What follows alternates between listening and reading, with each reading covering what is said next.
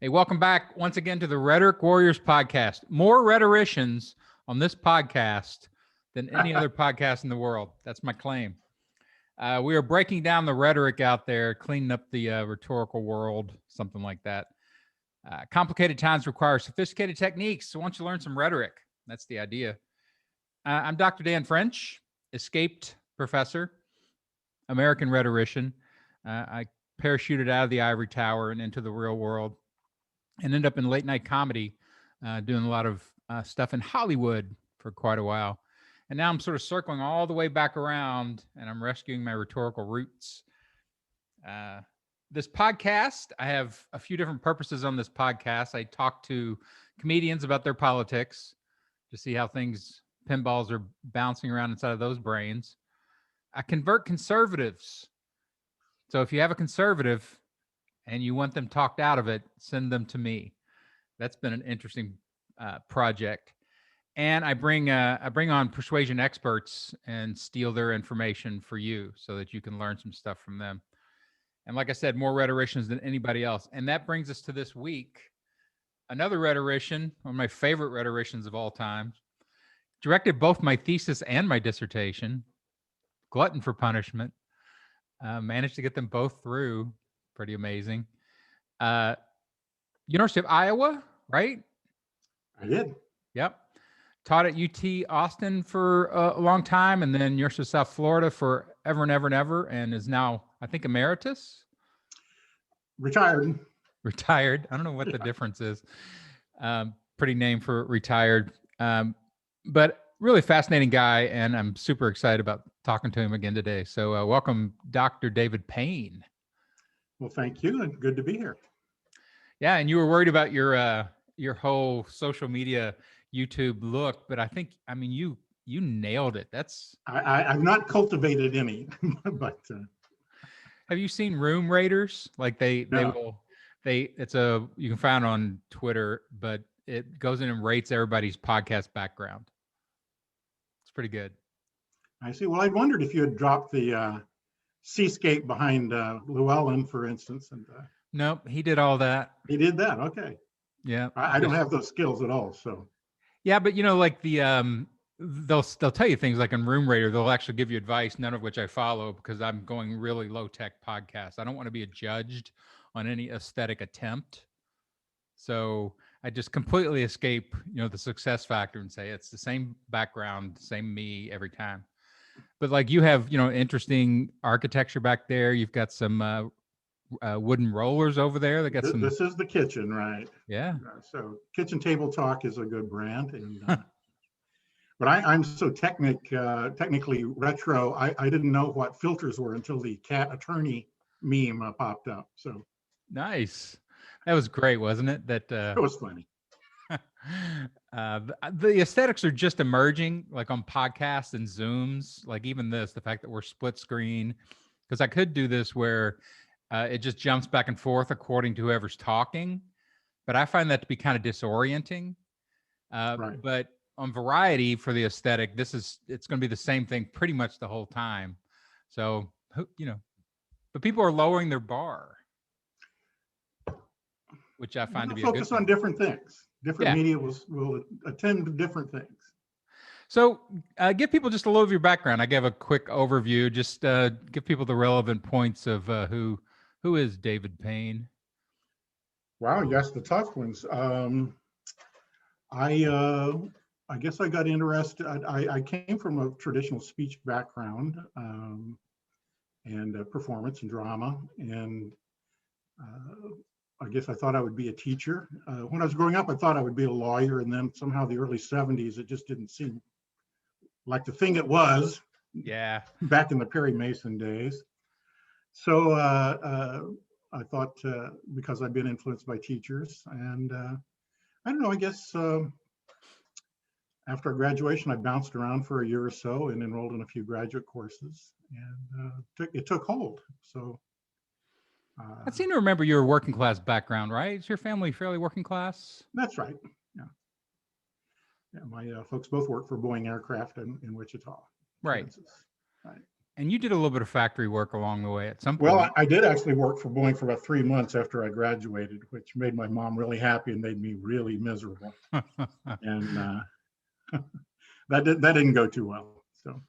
Yeah, I remember a story you used to tell about that, about you realized, like, you used to have this line about work as prison measured in time, I think.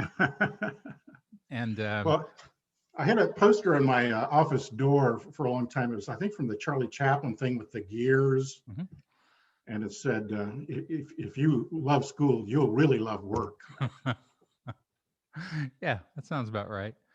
I think you and I had the same orientation, kind of coming from that background of, what it's like to work a rote, thoughtless, basically, job over and over again, and That's knowing, right. Yeah. oh yeah, I want to stay away from that. Right. Yeah, and I wrote the experience up one summer.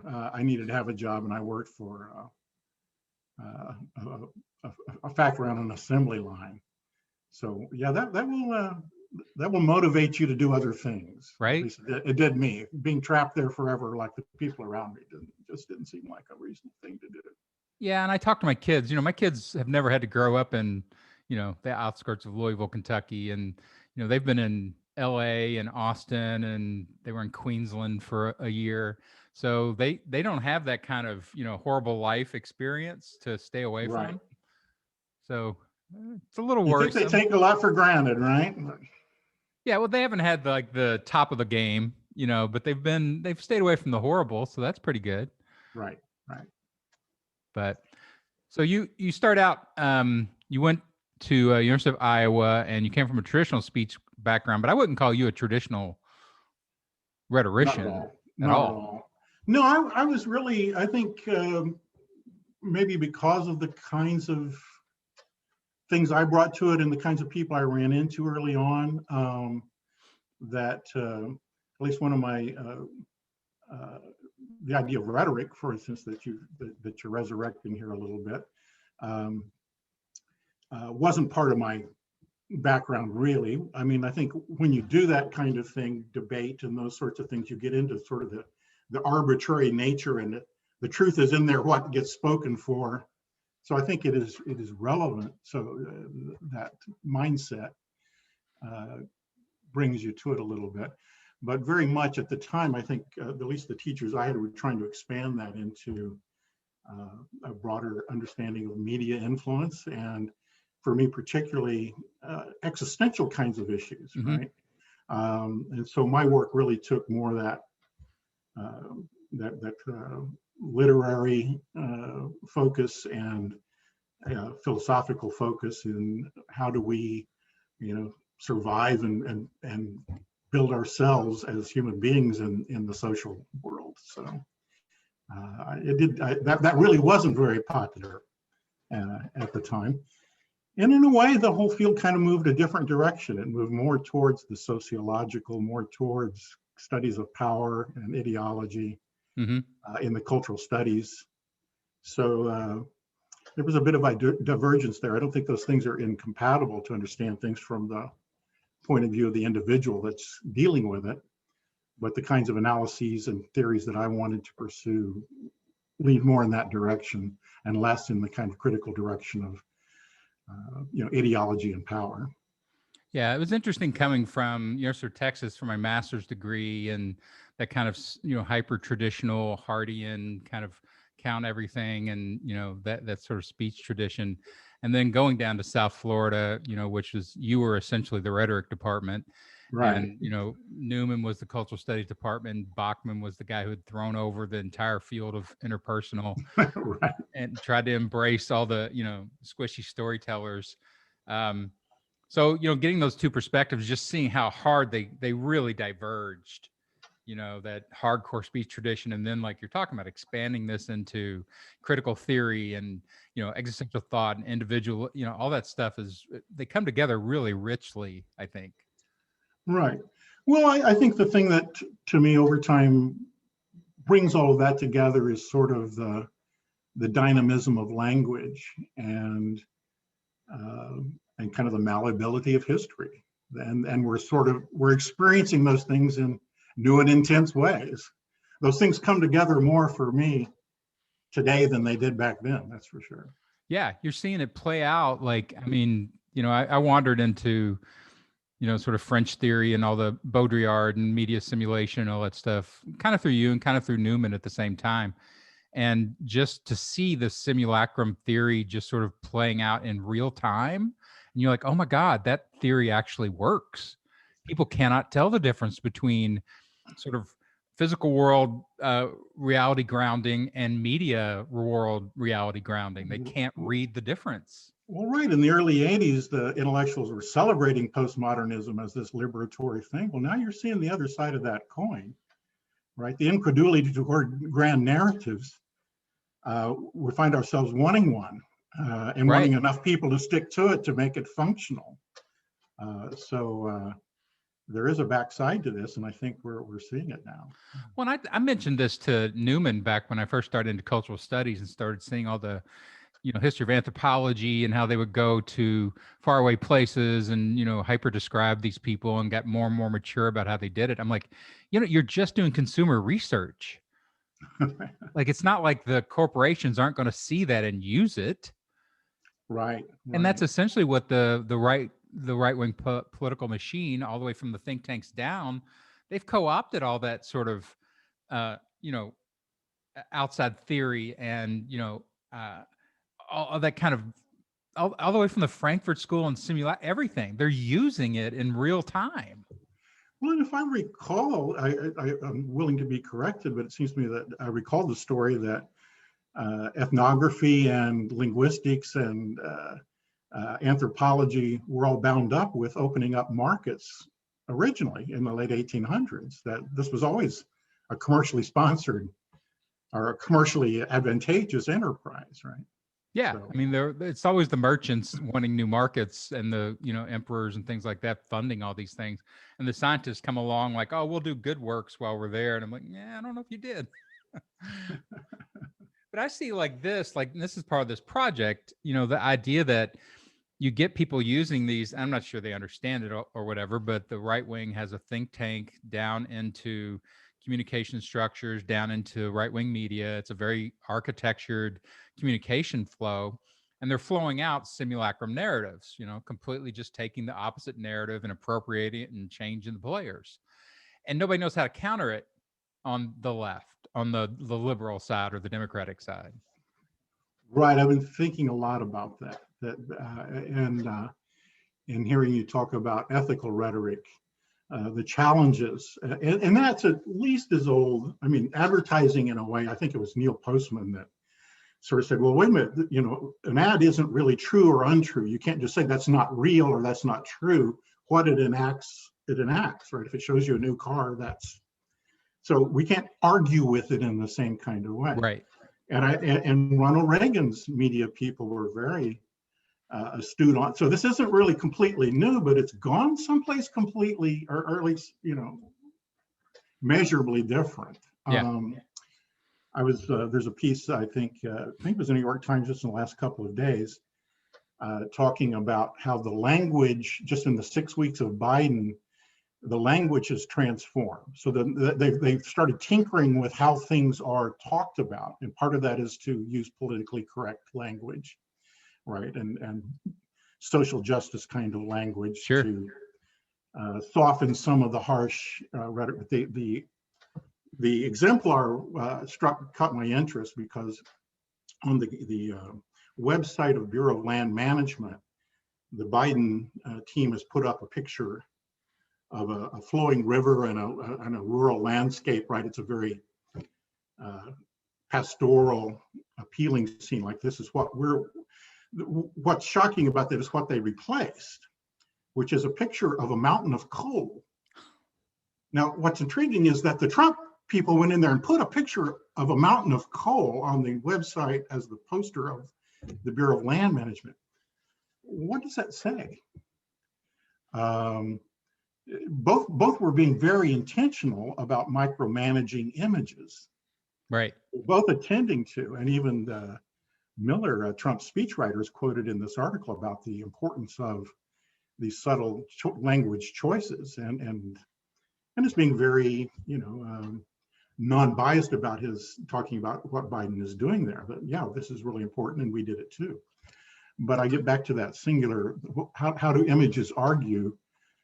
In the case of the flowing river, you might want to be cynical or critical of Biden, say, well, that's a euphemistic kind of, positive reality. And you could undermine that by showing pictures of pollution and neglected places. So Right. say, well, here, there's a cynical reality underneath that. Okay, we all, but there is also sort of like an idealism to it. Okay, this is something we would aspire to. What do you make of a mountain of coal? There's nothing there to be argued with. I guess it sort of says, we're going to be all about, exploiting the natural resources. It's really a destructive image, right? Mm-hmm. It's really here as a counterpoint to the entire purpose of land management and the government's, right? And it is a negative, destructive undermining of the entire politics. Is that unethical? Well, it's a good question. I mean, like when you're talking about this, it occurs to me that was the sort of Trumpian approach, at least the large majority of it was to mine the negative, to find all the dark images and all the horrible victimages and everything that could be ugly and nasty, he threw out into his rhetoric. And the coal is perfect. That's the dirtiest form of, energy on the planet. So we have two kinds of untruth here, and a rhetorician can appreciate both. But I think I guess it was Richard Weaver that sort of says ethical rhetoric shows us better images of ourselves. And the flowing river is an image I want to buy for a positive synergy, if you will. But this other thing is just sort of a unavoidable, destructive. It's an ugly truth. There's a beautiful truth and an ugly truth. Yeah, no, that's true. And I think that he was an artist of ugliness, and that rhetoric had not really dominated our politics. We're very aspirational, in American politics. Like Reagan was the best example of that ever. He covered up all this social destruction and with aspirational rhetoric, right. And you see Trump is like, no, I don't need that. My aspirations are just going to be, to be as dark and ugly and make people worried about that as I possibly can. And it's right there in your face. Right. And it's convenient to talk about Trump as the architect of that, or the Trump, the people who thought this up. But there's a certain number of people really being liberated and buying into that as a kind of as a mission to throw off this other kind of euphemistic progressive vision. Yeah, you were talking, before we started about the converting conservatives thing. And that's one of the things. I did a little series of mini free webinars, like 1-hour webinars, just talking about if you want to actually design out a conversion process for somebody that's been pulled down into that or lives in that, like you have to start with that they are in darkness, and I grew up around darkness. I know what the dark side of the working class looks like. I know what it's like to be trapped into a at least semi-violent and, uneducated and angry and anxious life. And a lot of people in America, that's their experience of this culture. And so figuring out a rhetoric that speaks to that and then watching people just be drawn to it, you have to start with that. Like, this isn't an aberration. There's a massive part of this culture that feeds on that because that's their life experience. Right. Well, you began with the observation that the Democrats really haven't quite found a way to speak to that. Have you? Right. I agree completely that you have to start, and that's kind of back to my point of view of where I want to discuss rhetoric was in this kind of psychological individual dimension. How is this imagery, how is this language speaking that inner voice to that the person has, right? Yeah. So you're saying you've got to go into the heart of that darkness, right? And how? Clearly the negative, destructive, defiant rhetoric managed to do that in a way that sort of surprised everybody. And for 4 years, everybody's been kind of trying to shame that or say it's not true or it's not factual. The kinds of standard Yeah. rational Yeah. techniques of, but once again, it's really easy to undermine the positive vision. How do you undermine something that, other than, and I guess the strategy now is to sort of displace it as much as possible and hope that it goes away. Yeah, that's a horrible strategy though. Like, It isn't going to go away. It may mutate, but it isn't going to right. go away. And that's the thing. These people never go away if you don't help them heal something. I mean, I'm not sure I like the whole therapeutic, language into this, that you have to heal them, but it is this idea that admonishing them or telling them that this is wrong doesn't cure them. They just hide it. And then when somebody like Trump comes along and hits that gong, they're like, I'm free. There was a great comic, 90s maybe, was his name Chris something, and he had a TV show on Fox for a little while. He's very political. He's kind of out there, but his Fox sitcom started with the premise from his stand-up show Romeo is Bleeding, that most people in the country are dysfunctional. Most people are unhappy. So we're the normal ones. So quit making TV shows about happy people, And he had a life story where his dad or his mom had shot his dad with a shotgun and had to be, put away, and didn't kill him. And he ended up with like 8 wives. And so they just explored this, not from that kind of saccharine, sanitized perspective, but like they were in the pain a lot of times. And so when you see that stuff, you're like, oh, well, that makes a lot more sense. If you're going to talk to people in that kind of, dystopian life experience, then you have to get in there with them. You can't admonish it and stand outside of it. Right. Well, I guess it has to also do with, what are the kinds of choices they have and how do they want to regard those choices. And so part of the appeal of this is that it gives them power and voice that they didn't have in this other vision. And that's, I don't know how you just displace that with some other. I think there has to be some sort of real change in their circumstances. Yeah, and I like to go into strands. I hate to take on massive armies of rhetoric. I like to take on small, tiny battalions. Right. And so, like racism, it's one of the key, avenues that everybody's marching down these days. Literally, it's so activating that it can get people out of their, homes and protest and that kind of stuff. Well, that's a great place to go in and kind of start to do this kind of work. I talked to a conservative yesterday on the podcast, old Texas family. We talked about how racist our families are, like our grandparents, and our parents aren't so much, but it's that conservative feel just keeps being handed down from generation to generation. And race is the easiest place to locate it. It's just a clear visual, highly distinct cultures, a lot of times separated by economics. And so it's one of those places you really should go in and be able to do rhetorical work with. Well, I think it's imperative. I mean, the more I observe all of this, I think it comes back to race. And yes, we have our class issues, but we have so thoroughly mapped those onto race, or mapped race onto the class issues. We can't deal with it straightforwardly as class. And so lurking beneath all of this, it seems to me, is race, and our inability to deal with that. So this is the, I, as you were talking, I wasn't sure from whose point of view you sort of said to do that work, from the analyst or the interventionist, but clearly from the point of view of the patient here, right? The person you're trying to reach.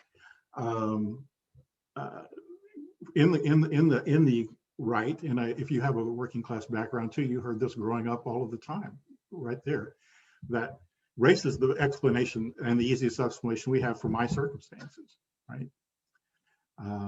And so those things have been bonded, right, in associative ways in all along. How do you start unraveling that? Where do you start pulling? And then I guess the other thing is, religion. I think we're not attending to how much the warrants for all of this get back to being on the right side of God. Sure. When we talk about truth and untruth and science and facts and using those as our weapons, you understand the idea of truth held by a big chunk of this population has nothing to do with all of that. Yeah. No, I grew up hardcore Catholic and evangelical Baptist, There you so go. I saw both, two really strong, armies of that stuff. And I understand it really well. I understand what that life experiences is. I understand thinking through mythos. Like I remember as a kid thinking like, you have all these hero characters and supernatural characters and you're asking them for help. And I'm like, well, if that's not the Thor and Hulk and the Avengers, then I've never, heard it. But it's this mystical sense that, I grew out of, I moved over into logic and rationality and reason and reading and all these things. But not everybody has. They're still existing in those worlds, and it's a story world. And if you want to do any kind of work over there, you better be able to get into their story world, because just telling that's wrong and saying drag yourself out of it is just, that's ridiculous. That's bad rhetoric. Right. No, I think so. And once again, the kind of the self-perpetuating journalistic anti-Trumpianism has been, how many times, every day we will point out that this is not true, this is a lie, this is not true, this is a lie, and then be shocked that this doesn't change it at all. Right. It's like, yeah, we got it. It's a lie. Rather than saying what truth is being spoken, are probably more tapped in, like on a drum or something, right? Yeah. And we try to come to grips with something like QAnon. How do people believe this? Well, I think you have to fundamentally anthropologically go back and ask what they believe and how they relate to that set of beliefs is a whole different thing than the way you're relating to your, education in science and rationality. Their frameworks and what investment they have in these truths is a different kind of phenomenon altogether. And furthermore, it's not enough even to sort of say this is, standard mythic stuff. I think we can learn a lot by that framework, but there's something new about the way that they attend to it through contemporary media. So I hear people talking about, the QAnon consumer is a kind of an a la carte consumer. They don't really necessarily buy all of those things. And I'm suspicious that some of these things, like all Democrats are pedophiles, maybe is almost a put on to sort of right mess with liberals, right? Rather than held to factual belief. But the other component of approaching that is that to realize that that's a layered and stratified group of people. They don't all relate to it in the same kind of way. If you think about how many people that support Trump you've probably talked with, who really know that he's shouting untruths, that really don't buy into him, or say they don't, yet somehow they are participating in that drama, the Trumpian drama, as are we. Right. Well, and I think, I one of the reasons I was really interested in talking to you about this is the Burkean stuff. Sure. You drop this stuff right into dramaturgy and you're like, oh, wow, this guy laid out the template for, how you play these games too. And, the QAnon stuff is, I tell people, like, when you just take the media, as your sort of standpoint and realize, like, CSI, the whole CSI thing is, reality isn't real. You find all these crazy things underneath it. Our media has trained people into these weird conspiracy story structures. It's very easy to move from that over into, QAnon. Like every movie we have, it seems like that's an action movie, is about some hidden evil, that we never get to access until the very end. So we're totally story trained for conspiracy theories like that. It's not weird at all for people to be able to absorb that.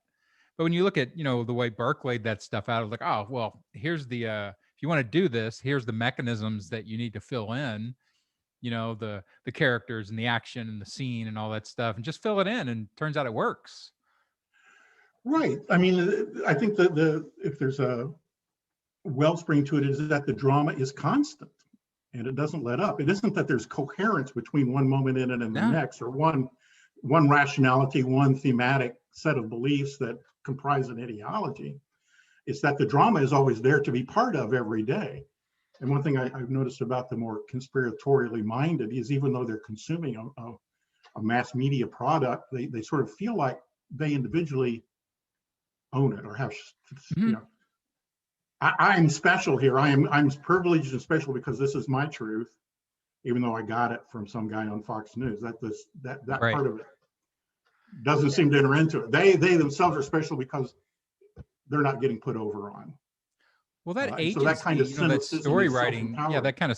that kind of story constructing, story participating agency, that's social media, and that's that kind of, I can click buttons and move around my stories and my locations, and it's changed the relationship people have to these stories. Like they're not, just receiving them. They're, like you said, they're absorbing them and integrating them as, oh, I created this because I chose to watch it.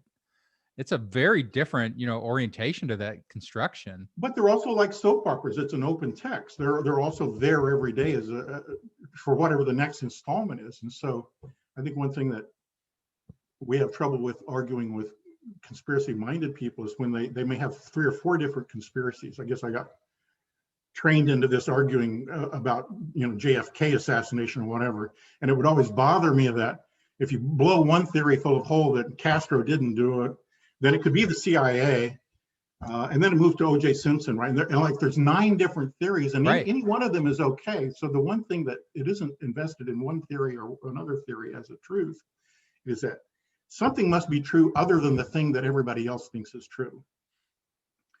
That's the one theme in every one of them. Right? Yeah. There's So a if you hidden shoot truth. holes in one of them, they're easily switched to the next one. Well, it could be this, but whatever it is kind of, so it's an open text that gets rewritten over and over again, and the participation in it is really Right. right. It Well, is I the think identity given to that. that's one of the reasons why, like, when I come into this stuff and I throw a little bit of rhetoric concepts at people, like the ethical versus unethical split, just to label public discourse in those 2 terms. Nobody does that. And as soon as I do that, they really don't know what to respond. Like, I'm like, my only problem, this is one of the ways I can get conservatives to talk to me easily, is like, I don't care whether you're conservative or not. I don't label myself liberal. I care about how you talk in public. And here are the techniques that are ethical, and here are the techniques that are unethical. And if you talk unethically, I'm never going to vote for you. I'm never going to be pro your candidates. But like, Ted Cruz, if you watched his, speedy oscillation lies, where he went through a, rapid fire, like, oh, I was only going for a day. And they're like, well, you got a ticket coming back for Sunday. It's like, oh shit, and they just went through a series of lies until like he had nothing left. None of his lies worked. Finally tried a little bit of mea culpa and then some photo ops. But I'm like, going from lie to lie to lie is an unethical technique. And if you can get them to at least admit that, they don't go all the way Right. down the line to the conclusion of therefore never vote for Ted Cruz, but they have converted a little bit because they don't know how to defend themselves on those on that ground. Right. And I think once again, we can't just over determine or over simplify the consumer there. There's probably a range of feelings about that.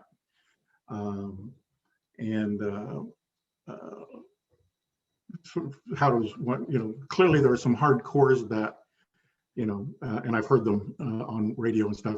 Well, Joe Biden's really the totalitarian. You want to talk about dictator? He's the one. He's going to tell us.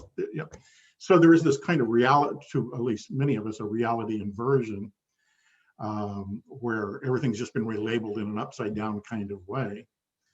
But then there's also, kind of the easy relativism. If I were to have talked with many of my relatives, well, he's lying. Well, all politicians lie. Yeah. Right. Yeah. They have a scapegoat. Why is this an issue? Right. So there's once again some other kind of sideways transcendent truth that is being enacted here that makes that a non-issue. Well, I call it in my mind like holding them onto one lily pad, until it turns into kind of a skillet. And so, like, as soon as when I talk to the conservatives on the podcast, as soon as they want to jump to a new lily pad, like they say the words Joe Biden, I'm like, no. I'm pulling you back over here to Ted Cruz. I said, we're not going to talk about Joe Biden right now until we talk about Ted Cruz.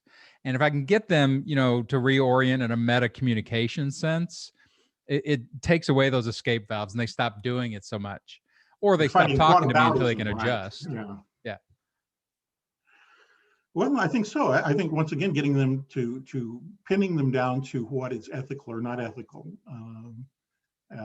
is that's kind of a vague thing. I think for most people, they don't know For what the sure. ethics of that are. Yeah. So serial lying and misinformation has got to be high on the list. But Right. You would think. you would think. You would think that would be enough to disqualify someone, but again, I think the think tank system is genius just because you have smart people figuring how to wiggle out of everything and then handing it down as script. And the wiggles that they've got right now are the one you just said, like, well, yes, he lies, but they all lie, to spread the blame, to spread the villainy and the sin across everybody. And then therefore that's an escape valve. Or they do this thing where Joe Biden does that too, and so it's all that escapism, and that rhetoric, and they've got little paths that have been pre-built for them. I just continually try to cut them off from going down there. Sure. I suppose there is some, once again, with whataboutism, this sort of belief that both sides participate equally in this kind of propaganda world. And this helps rationalize, why I vote this way rather than that. Right. To me, one of the most empty sentences that's repeated over again. Well, I agree with Trump's policies, and I always, which ones? What policies? Right. And I think that is a kind of code for. I enjoy being on this side of this particular drama, right? And somehow I'm getting fed here by this constant disruption. How else can one rather choose a mountain of coal over a flowing river? I don't know. Well, those people, you got to think, with the sort of high rationality, aspirational, the best of us politics rhetoric that America has always kind of adhered to. It leaves behind so many people. You have to be educated. You have to be able to think your way through it. Typically those are the literate people that resonates with. And there's so little rhetoric going. I used to say that Hillary Clinton, I think, would have beaten Trump if she'd have said two words, if she just said white people at some point, because, the Democrats have moved so hard to sort of multiplicity politics and, minority coalition politics that I think, and I told people this before the election, I'm like, Trump is white, white, white, white, white, white, white. And she will never even say it. If she would just say, look, I know there's still a lot of white people in this country and they're worried about all this stuff coming in. There's ways to do America where everybody wins. And she wouldn't do it. And that was enacted in the campaign itself. I mean, she did not go to those upper Midwest states. Where and that made the difference in the ballot box. I know the Hillary example is always so, because there's at least 50 things that might have made the difference. Right. But I think you're right. I think that's probably one of them is not really speaking to that sense of division that the audience perceived was relevant to their life world, right? Well, and it's easy. It's one of those things, like when you look at the easy things that are to persuade in your physical life. That's why race, I always point out, race is easy because you can see physical differences in people. I used to say in Los Angeles, like, you can't be racist in Los Angeles because you'd be exhausted. You don't know what anybody is. It's like Barbados. Am I supposed to hate you? I don't know. What is that? But race is easy to locate. And when you have stuff like that, that's a dominant rhetoric. If you don't talk about it, and like encroachment, I see this a lot because I've moved around in so many different sort of high, urban cities. White culture, traditional white American culture, like the guys I went to college with from Coldwater, Ohio, who had maybe, 3 black families in the whole community. Suddenly, like, I remember when Louisville, where I was growing up, because it was a high Catholic community, started bringing in refugees from Asian countries. And suddenly there was an Asian community in the middle of this incredibly, German white Catholic city. Right. And there was no training for it. There was no, cultural studies of, hey, what's this mean and how do you interact? And it just got more and more irritating to the people that have been there. And if you don't deal with that reality of America is an encroaching culture, and people are physically experiencing that, and you need to give them a way to deal. Then you got guys like Trump come up who are like, yeah, I'll give you a way to deal with it. Build fucking wall around them and keep them out of the country. Right. Well, and it's, once again, it's back to, if you look through that Rust Belt, where for whatever set of structural, technological, changes, these really were kind of stagnant cultures. But the meatpacking industry bringing in people from Africa and for those kinds of jobs, and the person driving his truck down to the whatever, it's easy to say to himself, okay, we're giving away our jobs to immigrants, right? Yeah. Even notwithstanding the irony that that's not a job they would do, which is the reason for that. Right. And once again, that it's the easy difference and the easy attribution to make. Yeah, and that's the easy, as well as I do, the easy almost always wins. Nobody has a lot of spare time to think about these issues. They're not getting educated. These stuff gets very complicated and tangled almost instantly. And you and I are both, trained in rhetoric, and we kind of look at it and go, I got to think about this a little bit, sometimes to figure something out. So they don't even have that kind of infrastructure, and you're asking them to make fairly complicated political decisions. But then, somebody with a big axe like Trump comes through and just cuts through all of it. And you're like, well, that's better, Right. Well, I mean, that's one side of the coin. The other side of the coin is half the people in those states didn't think that. Half of those people in those states did see their way through it.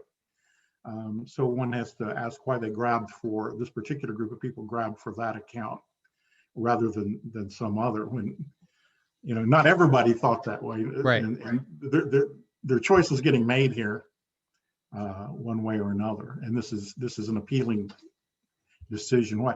I mean, when we're talking about race, this isn't just start. I mean, we've not been able to speak about sort of the white nationalist movement as a factor in the last 4 years. But before that, the 8 years before that with Obama, there was so much subterranean kind of racial, conflict, being that there's sort of a lid on all of this that was part of the frustration. I mean, so there seems to be kind of a reaction back against that, and now we have real conflict. So once again, what this rhetoric has done, and everybody has said as much. You got two teams here, and which team do you want to be on? And that sort of makes the rest of these issues go away. Yeah, I don't know. I maybe because I move across those worlds so much, and even in sort of higher level academics, I was always drifting in and out of the aesthetics of, high culture versus like, what do you people, like, why can't I say fuck more here, at this class? And comedy, when you go into comedy and you start to see, like, I used to do this thing in my stand-up show about, I would ask people who in here believes in creationism, who's more Bible oriented, and, 70, 80% of the audience in the clubs I was working. And I would do this thing about, it was basically, built around wombats. I'm like, I'll show you, you explain wombats to me, because wombats have square poop. They're the only animal right on the planet that has square poop. So you tell me why an omniscient being, would choose to make an animal with square poop. Give me an explanation.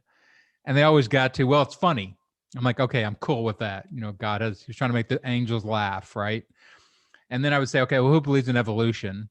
And they'd all, 20% or whatever. And I'd be like, well, you tell me, what evolutionary advantage did that animal have with square poop? Because it has to be something. There's no round poop wombats left. And so comedy got me to both sides, where I could criticize them, for the flaws in their logic strands underneath what they're doing. And at least gets them at least somewhat trained to be criticized. It gives you a little bit of space to do that.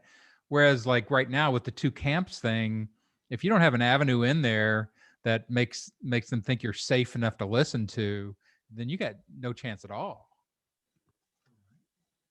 Well, I think, and you and I have probably spent a long time talking about this, that comedy is a way of doing that, right? That you can, without threatening, you can agitate the peripheries of that kind of consciousness, right? That is a way in. Mm-hmm. pose these kinds of contradictions, and whether it is ultimately transformative or not is a tougher question. Right? It's when I talk about converting conservatives, people are like, well, have you been successful? I'm like, well, what do you define as success? Because if I move somebody 1/4%, then I think that's a success. I can't get anybody to ditch their evangelical, hardcore religion in an hour on a podcast, but I can move them around a little bit. Sure. And as with all, but something fundamental has to change, I think, in the language that they have to deal with their circumstances. And once again, comedy is a great way to open that up, or to produce indeterminacy. Your language is not quite covering all the bases here, right? Your belief here about creation doesn't quite cover the wombat. So that's a non-threatening way in to just introducing uncertainty about it. Well, that's a really interesting point too, that indeterminacy and uncertainty, allowing that into your life, because that is part of the problem with the right. They find that incredibly disruptive and anxiety producing, and ergo they want really strong answers. And I run into this a lot with doing that kind of work, to get them to be okay with indeterminacy, even of language. That's a great win for, talking to that orientation. Well, sure. I mean, that's one of the battle lines, is because the easy solutions, the final solutions, are all tragic, and they're all sacrificial. So getting people to live with, and I think probably you could chart this with the economy or something. People are much greater at living with difference and diversity and uncertainty, as long as they're getting nourished in some, but then when there's conflict, when people get laid off, then they start looking around for who's to blame here. Yeah. When so the money goes finding away. out what is the sense of loss that this group of people has, and how is, how is this explaining this to themselves, is to me the analysis of the ideology. Right. So do you talk? It's another question.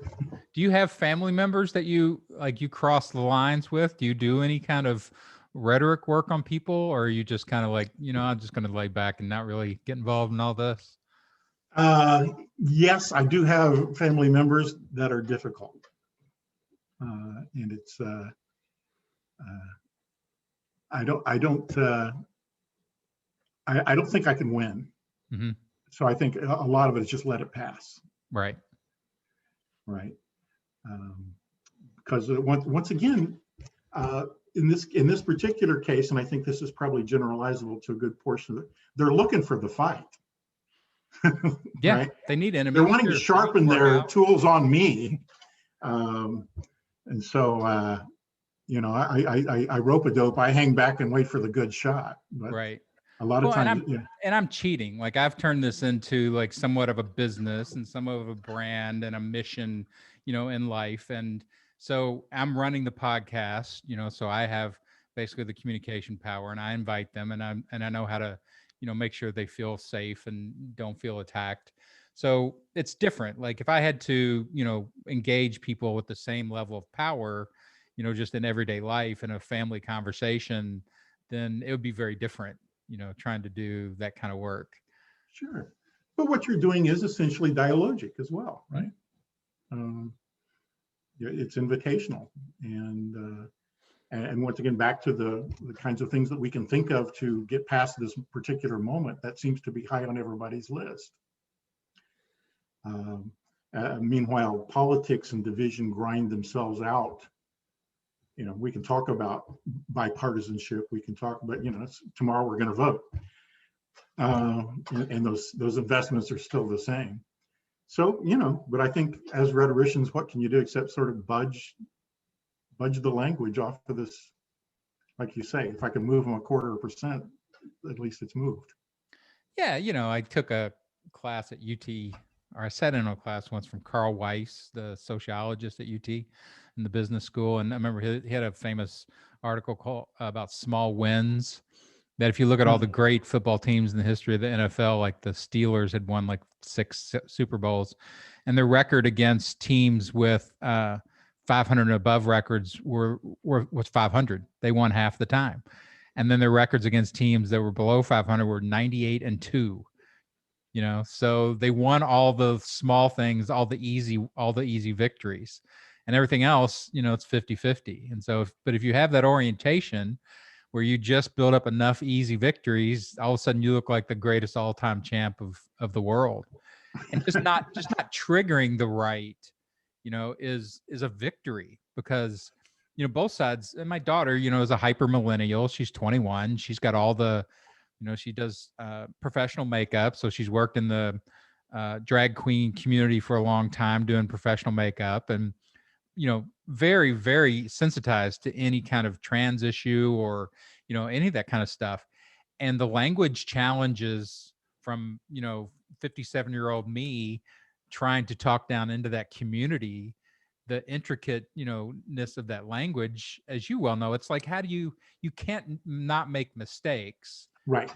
And so you end up with these theories of just reducing your communication to almost nothing, which isn't going to be valuable to anybody. So I've had to help her sort of move over into a meta level of like, well, if you want people to talk differently, you need to get them over there. You well, can't. And that's where that shoe fits on the progressive foot too, right? Policing language and being the truth that condemns.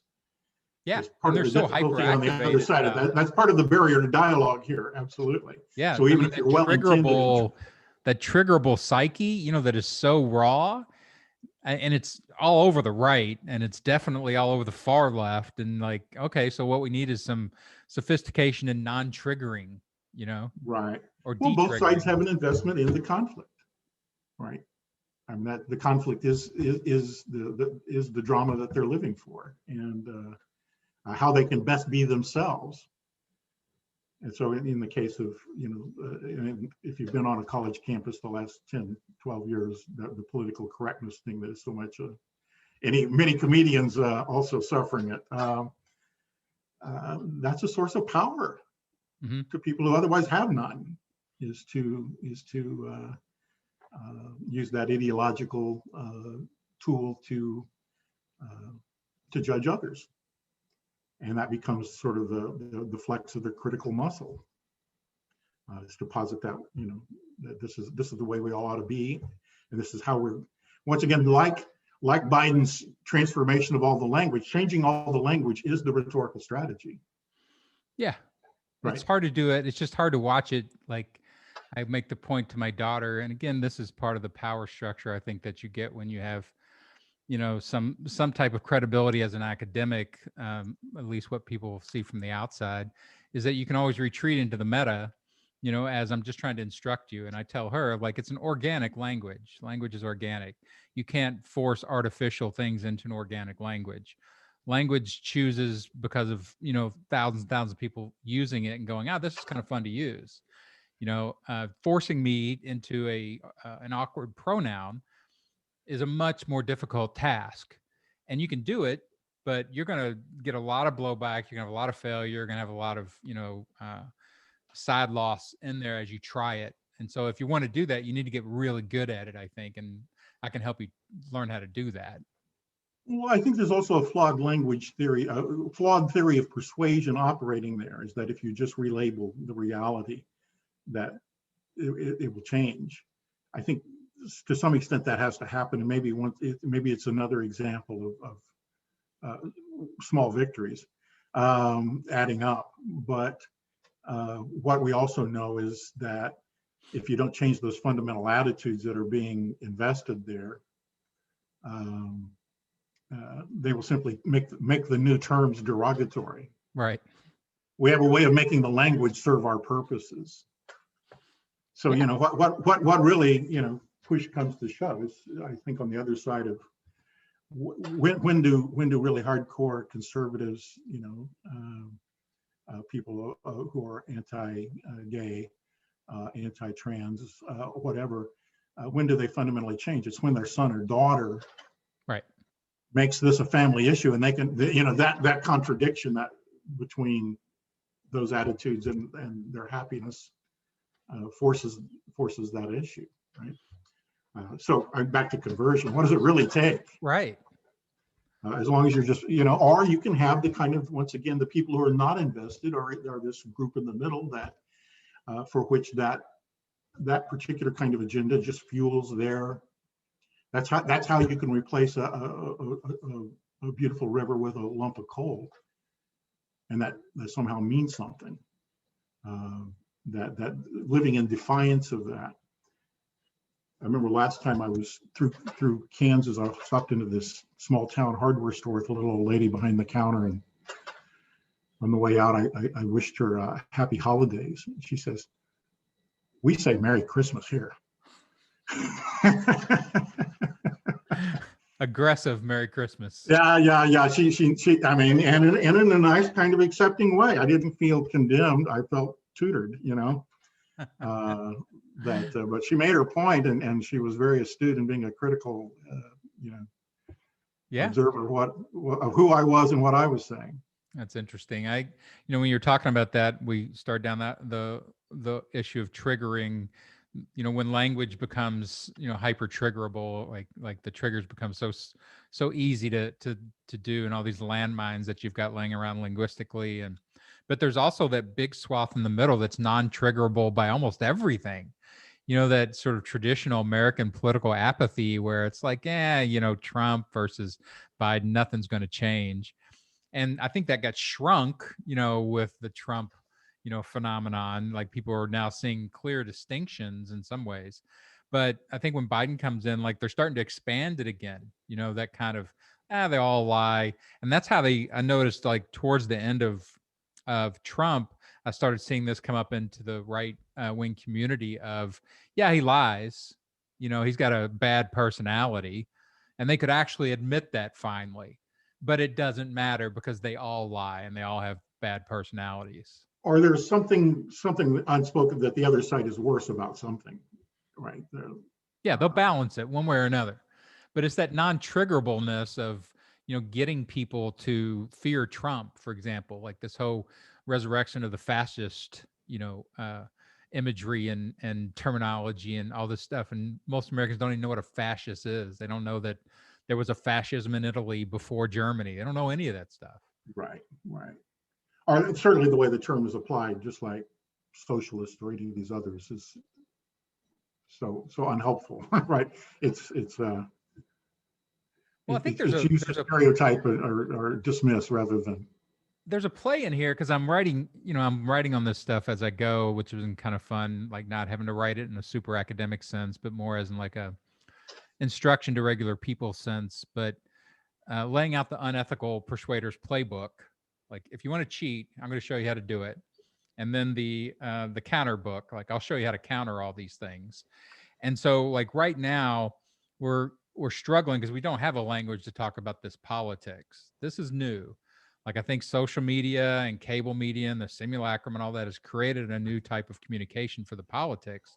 It's carrying a lot of the same old stories, but it in a very new way. Like, distribution has become instant. Production has become indistinguishable between professional production and regular production. And so we're pulling all these old terms like sociologists, and you see communists start coming up again, and fascists. And I'm like, those have been dead terms for a long time, and we're not having anything new to replace them. So I think there's a play about a new political lexicon. Well, I've often thought of these terms as kind of hermit crabs that will move into these old shells and animate them again, right? Yeah. It's not the same, right? And charting it, I think, is the critical enterprise. And you mentioned Burke. I think that is, among most things, his analysis was looking at the historical transformations of these particular kinds of terms. Right. So I think, contemporarily, ahistoricism is a problem, not recognizing that these things happened before. For instance, I was reading just this morning, I think, about how there were all kinds of white people mob rebellions in the late 1800s. Yeah, I saw that. That post-Civil War, we had an attempt at equality. We had an attempt. Black people did vote, and they did occupy local offices. until white mobs stamped that out. And, Right. and once again, if you look at this kind of good old days that we're hearkening back to with the Confederate flag and the statues of Robert E. Lee, that's around 1910. That's not right. It's not really the Civil War, and that's a mythic Civil War that people were remembering and using for ideological purposes, responding to very immediate things in their environment. So the Old South really is, we're not really trying to arc back to what was going on in 1855. We're trying to arc back to whatever Reconstruction literally got made there. Wasn't that once again, the progressive movement has been beating its head against that wall all of this time, right, and making progress. I think that's the other thing, is that in the culture war, I mean, part of this is that in the culture war, the liberal agenda has won most of it in the last 50 years. Change has dramatically happened, and the conservatism is a lament for the past. It is exactly trying to resist that. Yeah. Well, and I start the little seminar on converting conservatives. My program is convert one conservative. Like, it's too much work to convert a lot of them. So just pick one. One conservative at a time. What if every liberal would just pick one conservative and make them their project? And if you had 10% success, there's another 7.5 million votes. Great, we win. It's no problem.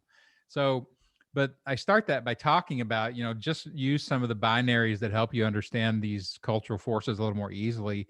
And one is old versus new, right? Like, conservatives like the old. They like old myths. They like the old ideas. And it doesn't matter about truth. Or the myth of whatever that was. Yeah. And like, I remember reading how, I guess it was Wilson. Was it Woodrow Wilson? Or is a president who basically reconfigured the South, changed the story, wrote a book about it. This whole genteel South and the death of the genteel South. And that was never part of the narrative until like the 20s, Right, the Southern agrarians really, from the 20s on to the mid 50s, were that was their project, the sort of eulogizing this old South as this social ideal, the proper balance between the individual and the community. Well, and it does go back to the, nature versus this kind of city, world. And, I don't know if you remember back, my thesis was about, on family farm, like how they destroyed the family farm by using, tech farms to take them out. And they had to go back into the story, of families, small families bringing their kids up and the tragedy, and try to use enough of that tragedy to trigger America to go back in and protect that world.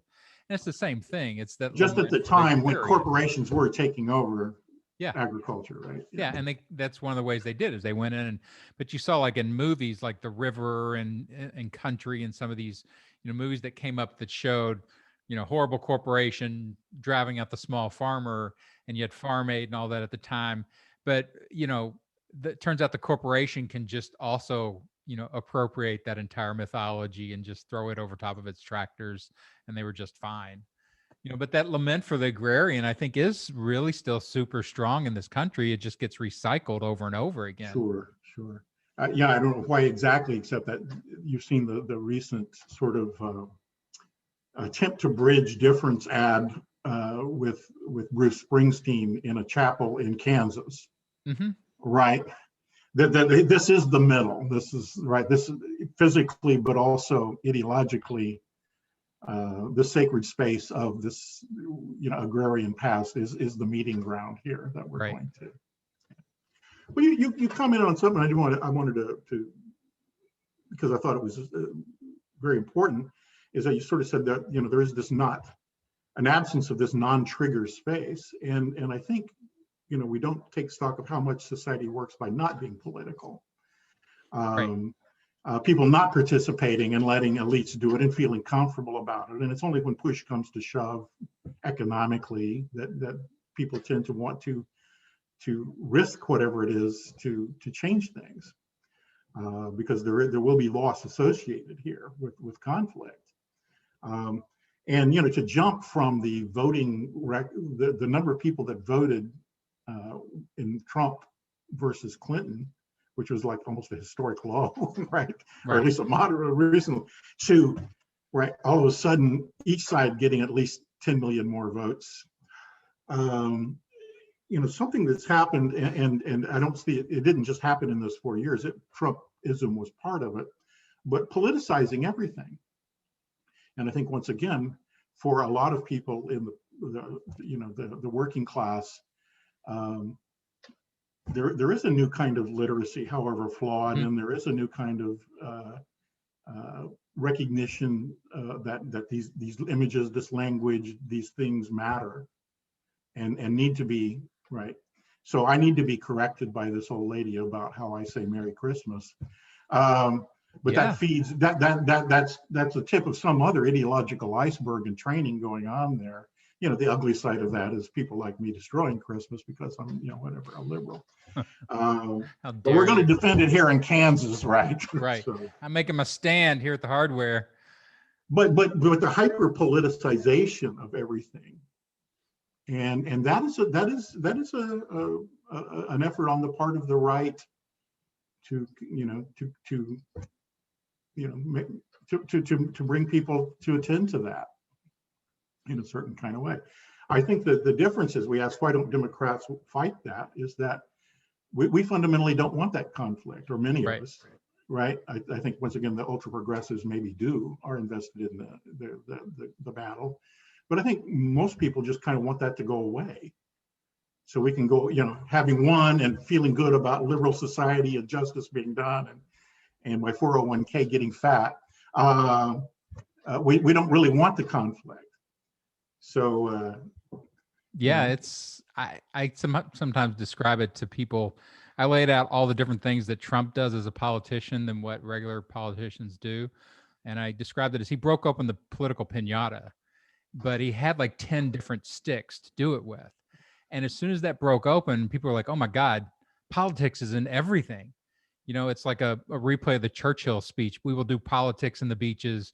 We will do politics, and you are not getting away from this anymore. And I remember, and I think that must be the sense in which he's a hero, is that he's right. He's whacking at it with a stick every day. I had a similar kind of conversation, I guess, about the impeachment. I'm clearly, the Democrats' last attempt here to, and I thought, the man rules by shitstorm. This is just another shitstorm. Yeah. He's not going to really lose here, regardless of the vote. I mean, also in terms of as much as we want to forecast, he kept the storm alive. If you counted how many shitstorms, everything from shit drizzles to insurrections, like it, right. I don't know if you could even count it. Like every day he would have 2, 3, 4, 5 different things that he would blast into the world. I remember just how quiet it got the day when Twitter cut him off. There was like a silence that moved out over the entire nation, and it's basically been here ever since. You see little flame ups of Marjorie Taylor Greene and things like that, but just to escape, it's like getting out of the psych ward where you've had a schizophrenic in the room with you, and you walk out and you're like, what is that? It's nothing. And Americans, that sense of politics following them, to every single place, every part of their day, every conversation, never been around before. It's hard. Right. And that was one of the early observations that people made about, communities where a lot of Fox News was being observed. This was going on from dawn to midnight. The channel never changed. Right. It was a constant, right, feeding. So why is that person's world being, finding no respite anywhere else, no non-political space to occupy in the culture? So once again, it is the culture war, and yeah, it's fascinating fought to on watch every what front. happens. America, like, we've never liked politics. Everybody has always ignored it. I mean, the State of the Union speech every year would get like just irritation, because it was, on TV, and suddenly, to be able to use reality show politics to just make this, flame up to something where I've got to pay attention to it because it may come and kill me. Whatever he's doing may reach me today. And I think a lot of people who have come to America, I've talked to different Black friends who've talked about, yeah, you know what? that's how I've lived my whole life in America, is always worried. Because I remember I was dating a woman at the time when I guess it was right before the election or during the election, and we watched the election returns together, and she's getting very nervous, even though like we were winning. And I'm like, what's the matter? She's like, I'm afraid of what the rednecks are going to do here to a black woman over the next week. And I'm like, it never even occurred to me that retribution would come at me. And so, that kind of the white middle class now experiencing the actual violence of, living in a contentious America, very different. Right.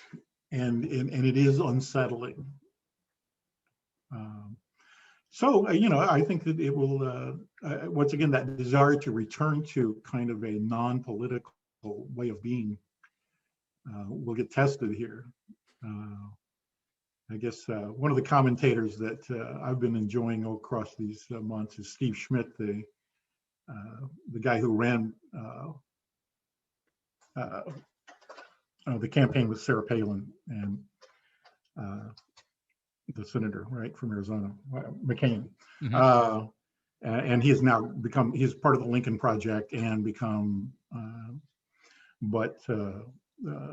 a Democrat. And he's saying, the coalition that Biden has performed, if you let up, we will never win another election.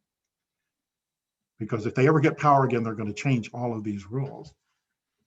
Furthermore, we're seeing a lot of that played out in these state legislatures. Yeah, right? instantly. That the game board may be radically different next time around. And our desire is to go, wow, we won. We can return to normal. And we don't have to attend to this anymore and get back to the other stuff I was doing. And that might be nice, but it's not clear to me that can be the case. Well, you start to do this hero villain, if the intensity of your villain has to be strong enough to activate your actual behavior, right? And I watched Stacey Abrams, what she did in Georgia was basically use Trump, or the Senate, the red Senate.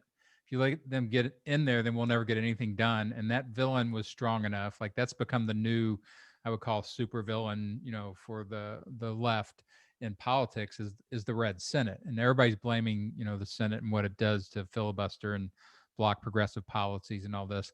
But I think the state legislatures are also one of the things that you can raise up as the left, as a supervillain to really fear, to really get people to do stuff about it. And I think you saw it in Georgia, that kind of, we have to get, you have to register everybody. You have to get everybody to the polls. You have to actually do, the boots on the ground of politics if you're going to win. Right. Well, once again, that was still the frame of the Senate and the national election and the controversy that surrounded that. When everybody starts looking the other direction, and they pass laws about who gets to report the electoral votes, and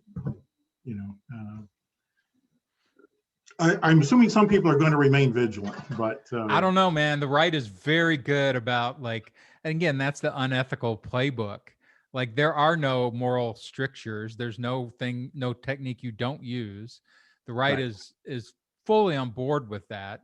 That's why the insurrection and actually going to violence in politics is not at all a stretch. It's the natural culmination of every type of will to power. You saw it in Germany, you saw it in everything else, because you'll win, you lose, you win, you lose, you win, you lose.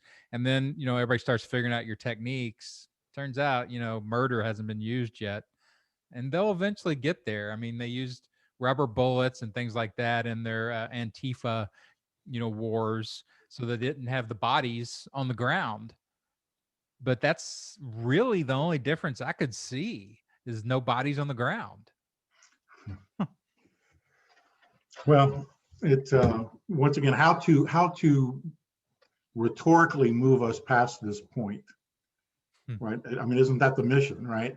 Sure. Is to avoid bodies on the ground, to somehow elevate this in such a way that some kind of transcendent space gets created.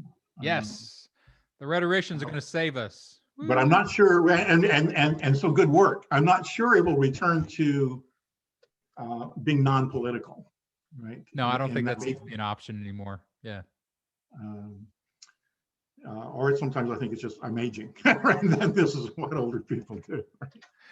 So Well, yeah, I this moved a was, long way from being concerned about existential crises and transformations to the same thing we've been talking about. Right? yeah, we've been talking about this stuff for, I was 22 when I arrived in Texas, or 21 when I arrived in Texas. So this has been circulating around my life for almost 40 years. And it's, it's one of those things I've always been tantalized by, that I know that they're really super smart people who can think their way through this. It's just not what we typically do. Like we think about it, but we hold it in academic, circles and courses, and we do a good job as we can with that stuff. But it's figuring out that true communication bridge between, like, good meaning liberals who need better tools to fight a new phenomenon. It's interesting to me. I don't know if I can turn it into a full business or what, but I'm going to work into it enough where I can bring guys like you on and, let people in theory hear your thoughts. Well, and I think bringing on the comedians who are sort of language technicians and a poetics that maybe is trying to find exactly that way in. Yeah, there's the cool thing about comedians, they don't think all the way through the issue, but they find the juicy little morsels. And you're like, oh, that's awesome. There's a guy, the first guy I did a podcast with, Ted Simmons, who he has 15 minutes on the Fed, and he can make it funny and can actually explain to people who've never probably even heard the term a little bit about what the Fed is and its history. And it becomes a conspiracy theory, but it's a really nice little creative piece that he can, take out and actually does in real comedy clubs in Alabama. Right. Plus, it's going to load those things with preservatives so that they can survive this, oral / media culture. That there is kind of an expiration date on all these historical events, and if you can attach it to, right, a memorable, sometimes humorous event, it gets passed around. Yeah, I think that's the real promise of entertainment. And again, it's something that has always kind of tantalized me, that academics doesn't add enough entertainment into it in order to carry it as a vehicle to real people. Well, that's been a problem. I mean, as you know from our previous discussions in your own work, comedy was not looked at, and leisure time was not looked at. History was a history of wars and tragic events. Yeah, because that's where you can point to is when that happened. Yeah, that's important. That's serious. Yeah. Work is where the work gets done, and play doesn't matter. But those lines have been blurred so thoroughly, where so much of this ideological work is in our entertainment. And once again, nobody has been more astute at bringing that to the forefront than the right critics, sort of in everybody's face with that all of the time.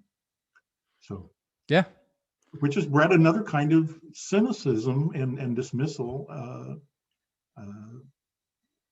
which needs to be somehow bridged by other approaches. Well, this has been super fun, man. I'm going to circle back around and drag you into this a lot because I like talking to you. So I want to do this again sometime.